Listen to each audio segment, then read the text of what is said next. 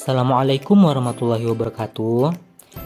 Di sini kita akan masuk ke bab integral tentu mengenai tentang pendahuluan luas. Terlebih dahulu, kita harus mengenal terkait dengan notasi sigma. Notasi sigma ada beberapa yang akan saya jelaskan di sini. Yang pertama, terkait dengan teorema kelinearan sigma jika C adalah suatu konstanta. Nah, di sini ada beberapa aturan-aturan notasi sigma. Yang pertama ialah sigma I dari 1 sampai N dari konstanta dikali AI. Artinya, ini akan sama dengan konstanta yang kita lambangkan sebagai C dikali sigma I dari 1 sampai N dari AI. Jika ada yang belum tahu sigma itu apa, sigma itu ialah jumlahan. Misalkan sigma I dari 1 sampai N dari I kuadrat, ini artinya kalian harus lihat di sini. Formula I dari 1 berarti menjadi 1 kuadrat ditambah 2 kuadrat ditambah 3 kuadrat ditambah 4 kuadrat ditambah 5 kuadrat. Sampai dengan 5 itu karena batas atasnya cuman sampai 5. Jadi ini adalah contoh dari notasi sigma, yaitu menjumlahkan.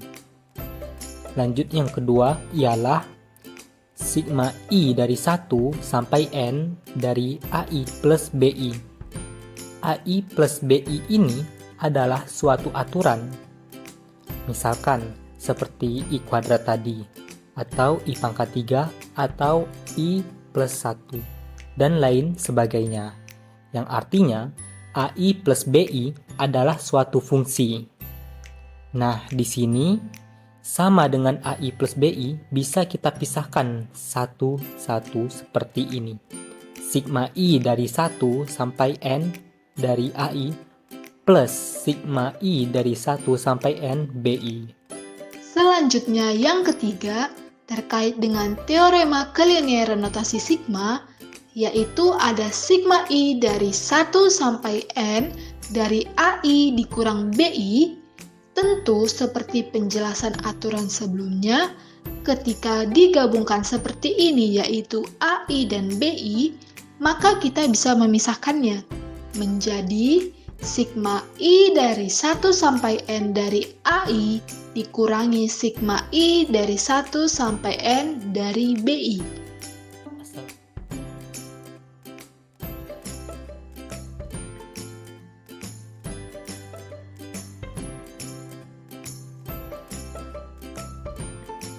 Selanjutnya, ada beberapa rumus jumlahan khusus. Apa saja dia? Yang pertama, yaitu sigma I dari 1 sampai N dari 1, artinya ini tetap. Suku yang pertama nilainya 1, ditambah suku kedua nilainya juga 1, ditambah suku ketiga nilainya juga 1, dan seterusnya sampai suku ke N nilainya tetap 1. Bisa kita perhatikan, jika kita jumlahkan bahwa penjumlahan ini ada sampai N buah. Suku pertama, suku kedua, suku ketiga, dan seterusnya ada N buah. Artinya apa? Artinya ada sejumlah N buah angka 1. N dikali 1 sama dengan N. Jadi jumlahnya adalah N. Maka generalisasinya adalah sigma I dari 1 sampai N dari suatu konstanta yang dilambangkan dengan K, maka kita jumlahkan suku pertama K, suku kedua K, suku ketiga juga K, sampai suku ke N yaitu K, artinya ada N buah K, maka hasilnya adalah NK. Selanjutnya, rumus jumlahan khusus yang kedua, yaitu sigma I dari 1 sampai N dari I. Nah, ini sebetulnya identitas, karena ketika I-nya sama dengan 1, suku pertamanya 1. Naik lagi, ketika suku kedua, ya I-nya juga 2. Intinya, I itu yang mengikuti suku kesekian. Selanjutnya, suku ketiga, ya I-nya juga 3. Seterusnya, sampai dengan N. Nah, ini jumlahannya adalah N dikali N plus 1 dibagi 2. Sering sekali kita menemukan jumlahan seperti ini, di mana rumusnya adalah N dikali N plus 1 bagi 2. Namun, masalahnya adalah dari mana rumus tersebut berasal. Mari kita buktikan dari mana rumus ini berasal. Misalkan, saya punya penjumlahan 1 tambah 2 tambah 3 tambah 4 tambah seterusnya sampai ditambah N dan jumlahnya adalah Sn.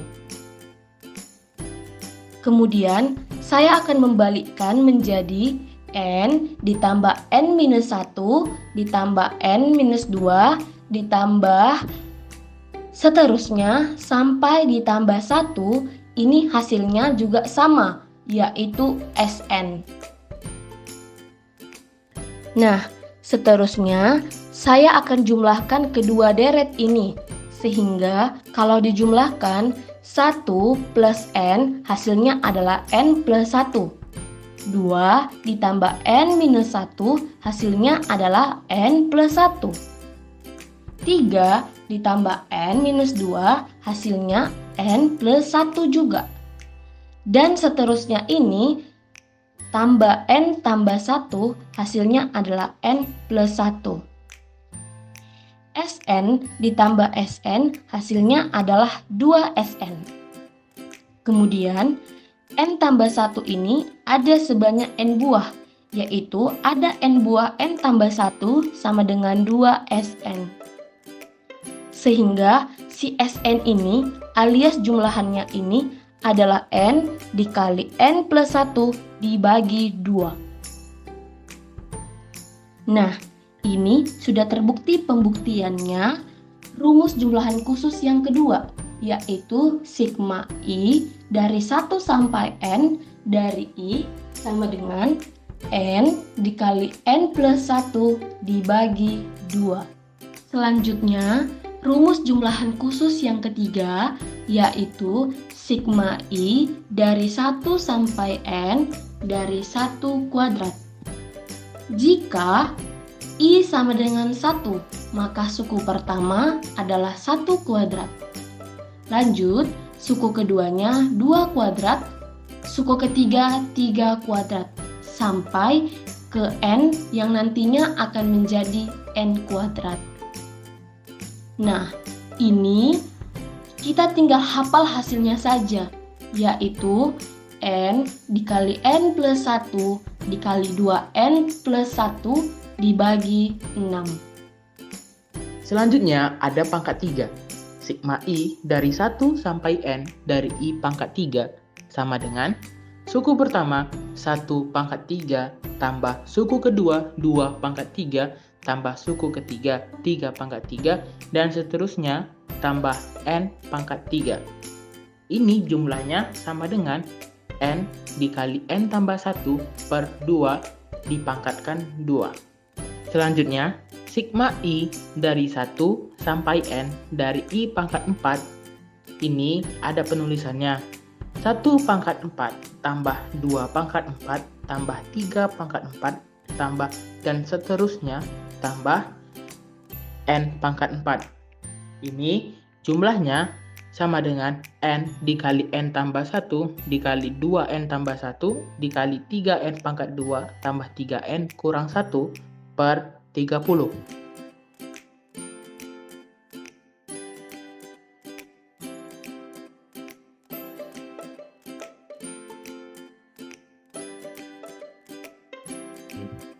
Yang akan saya bahas pertama-tama ialah luas menurut poligon-poligon dalam. Contohnya, saya mempunyai sebuah grafik seperti ini. Misalkan garis yang vertikal ini sumbu Y, sedangkan yang horizontal ini sumbu X. dan 0 di sini. Kemudian ini adalah 2. Misalkan Y sama dengan X kuadrat, ini jumlahan luas menurut poligon-poligon dalam. Jadi, kita akan membuat persegi panjang di dalamnya seperti ini. Nah, ini bisa kita sebut juga sebagai Riemann kiri. Kenapa disebut sebagai Riemann kiri? Karena di bagian kiri persegi panjang yang dimepetkan dengan kurva. Maka inilah yang disebut sebagai Riemann kiri.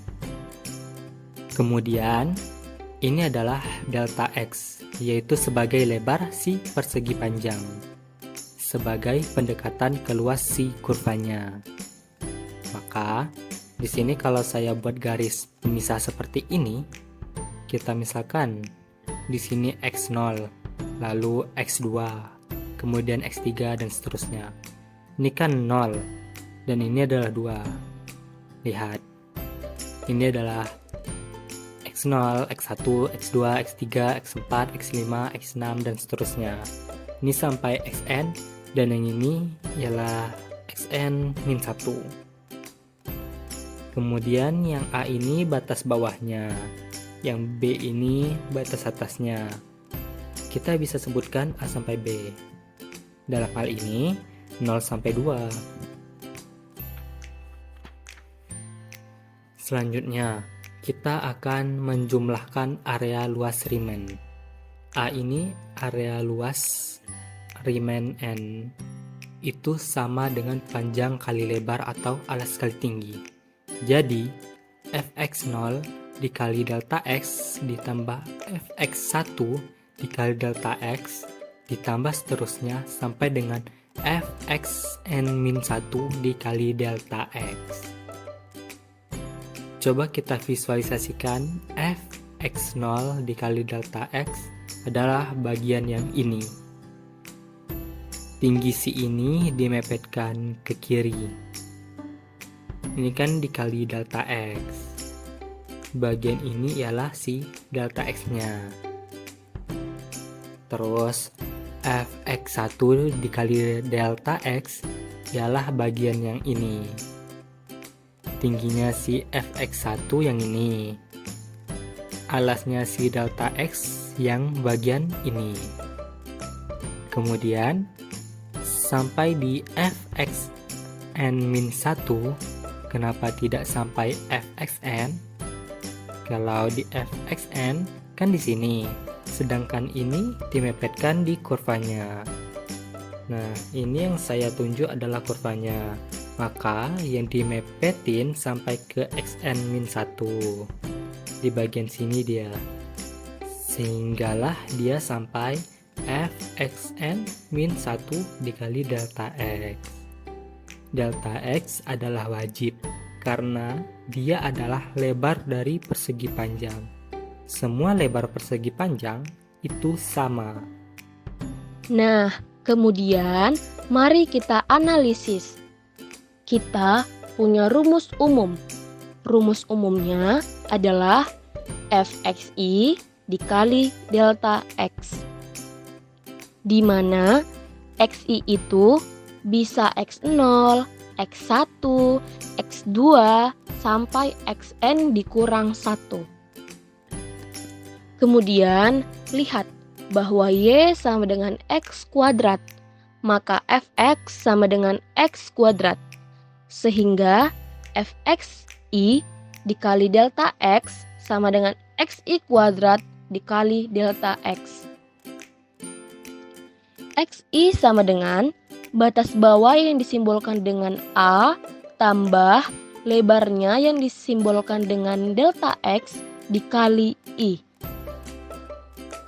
Contoh, x0 sama dengan A-nya kan 0, ditambah delta x dan I-nya 0. Berarti x0 sama dengan 0.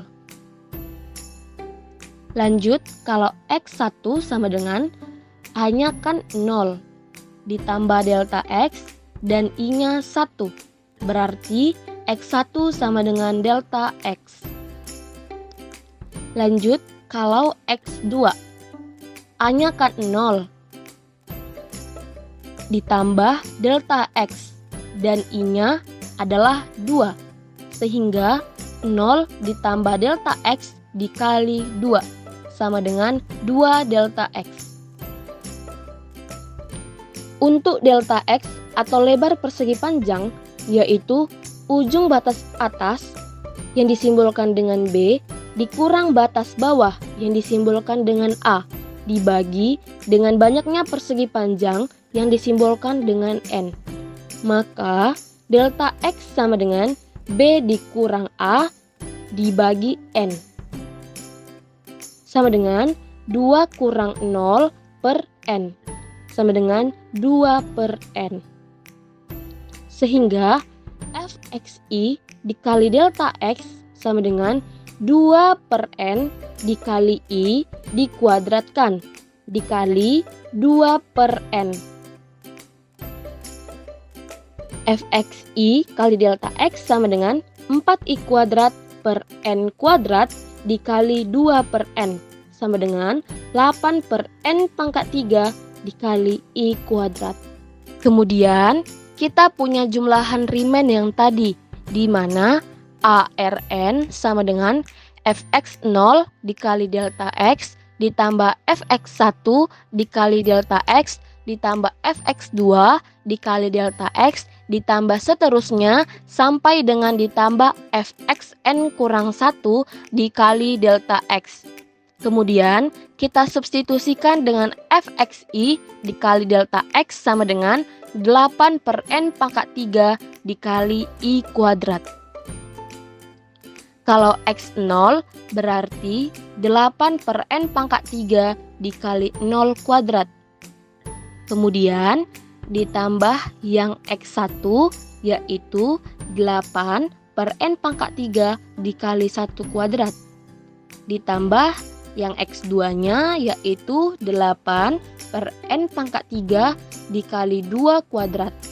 Ditambah seterusnya sampai dengan ditambah 8 per N pangkat 3 dikali N kurang 1 kuadrat. Kemudian ini kan sama-sama ada 8 per N pangkat 3-nya.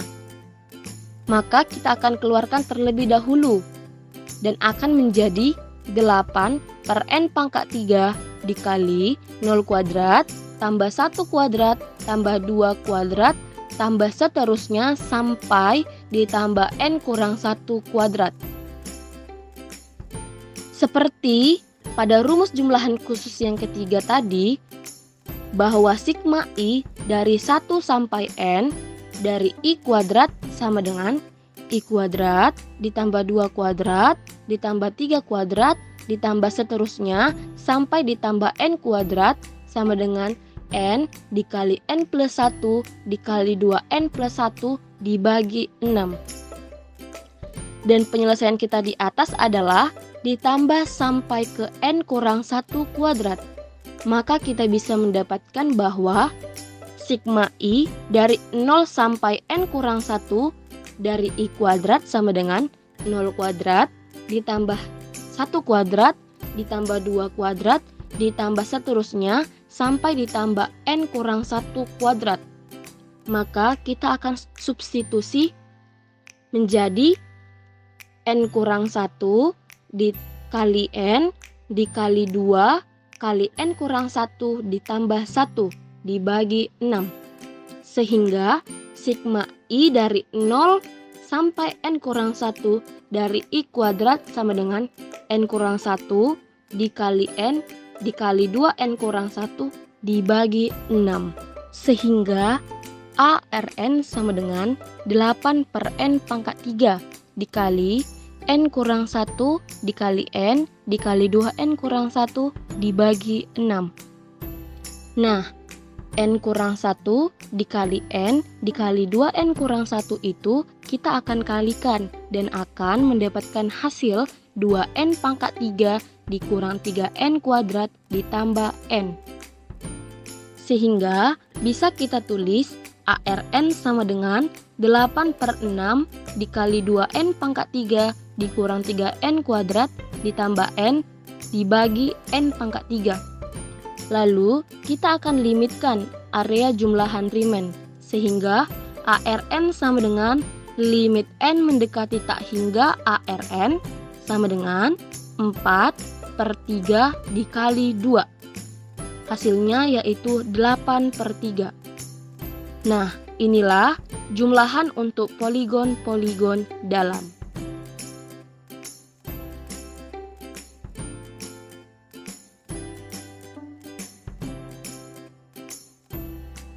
Luasan menurut poligon-poligon luar. Ada suatu kurva dari 0 sampai dengan 2. Kurvanya diberi nama Y sama dengan X kuadrat. Karena menurut poligon luar, maka persegi panjangnya ada yang keluar seperti ini. Tentunya dengan lebar persegi panjang yang sama. Maka, batas bawahnya A yaitu 0, dan batas atasnya B yaitu 2. Kemudian ini X0, X1, X2, sampai seterusnya Xn kurang 1, dan ini Xn. Jika kita gambar ulang, X0, X1, X2, kurang lebih karena menurut poligon luar, maka gambarnya seperti ini. Sehingga yang terkena dengan kurvanya mulai dari X1, X2, dan seterusnya. X0 tidak terkena dengan kurva. Ini disebut jumlahan Riemann kanan, karena bagian kanan persegi panjang yang dihimpitkan ke kurva.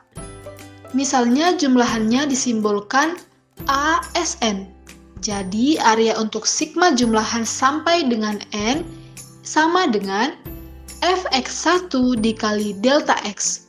Jadi mulainya bukan dari X0, tapi dari X1. Karena seperti yang dijelaskan tadi, bahwa mulai dari X1 yang dihimpitkan, dilanjut X2, X3, dan seterusnya. Kemudian ditambah Fx2 dikali delta X, sampai seterusnya, sampai dengan paling kanan yaitu Fxn dikali delta N. Di contoh sebelumnya kita sudah mendapatkan bahwa Fxi delta X sama dengan 8/n pangkat 3 dikali I kuadrat. Maka langsung kita substitusikan saja. Ya, sehingga kita punya ASN sama dengan 8/n pangkat 3 dikali I. Di sini I-nya 1, jadi dikali 1 kuadrat. Ditambah 8/n pangkat 3 dikali 2 kuadrat, ditambah 8/n pangkat 3 dikali 3 kuadrat, dan seterusnya tambah 8/n pangkat 3 dikali n kuadrat. Ini jadi sama dengan 8/n pangkat 3 dikali 1 kuadrat ditambah 2 kuadrat tambah 3 kuadrat dan seterusnya tambah n kuadrat. Ini jadinya seperti jumlahan kuadrat yang sudah dijelaskan tadi. Jadi, sama rumusnya sama dengan 8/n pangkat 3 sama yang seperti sebelumnya tadi, jadinya n dikali n tambah 1 dikali 2n tambah 1 per 6. Lalu kita sederhanakan. ASN sama dengan 4/3, lalu kita punya 2n pangkat 3 tambah 3n pangkat 2 tambah n per n pangkat 3. Lalu kita limitkan tak hingga. Luasan AR sama dengan limit X mendekati tak hingga ASN sama dengan 4/3. Lalu di sini kita lihat 2 dibagi 1, 2 ditambah, karena ini pangkatnya lebih tinggi, jadi tambah 0 sama dengan 8/3. Jadi kita punya jawaban sama dengan 8/3. Jadi ini sama dengan poligon dalam. Jadi terbukti bahwa luasan menurut poligon dalam dan luas yaitu sama, 8/3 satuan luas.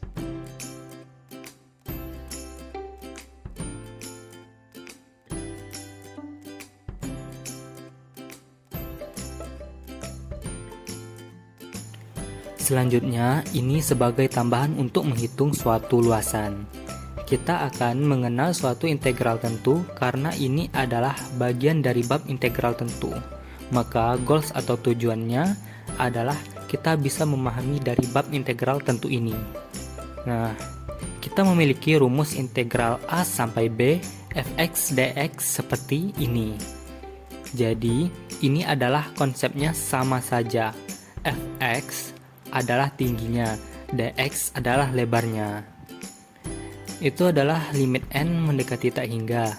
Ketika n-nya mendekati tak hingga, maka contohnya seperti ini.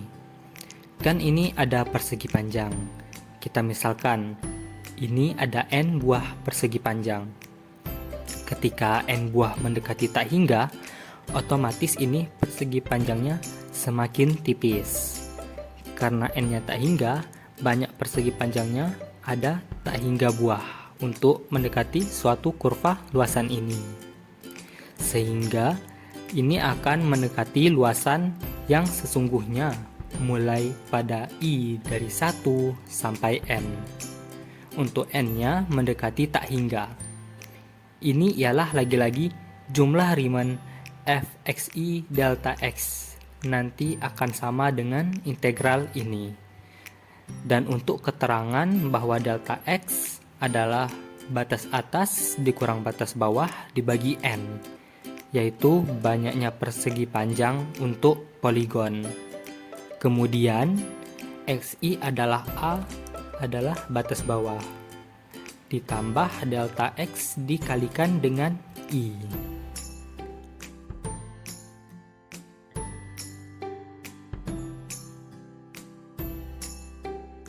Tentukan jumlah luas daerah 1 dan 2 pada gambar di bawah ini. L1, luas daerah pertama berada di atas sumbu X, jadi luas daerah pertama sama dengan integral fx dx dengan batas atas B dan batas bawah A. Lalu, luas daerah 2 berada di bawah sumbu X, maka nilai integralnya negatif.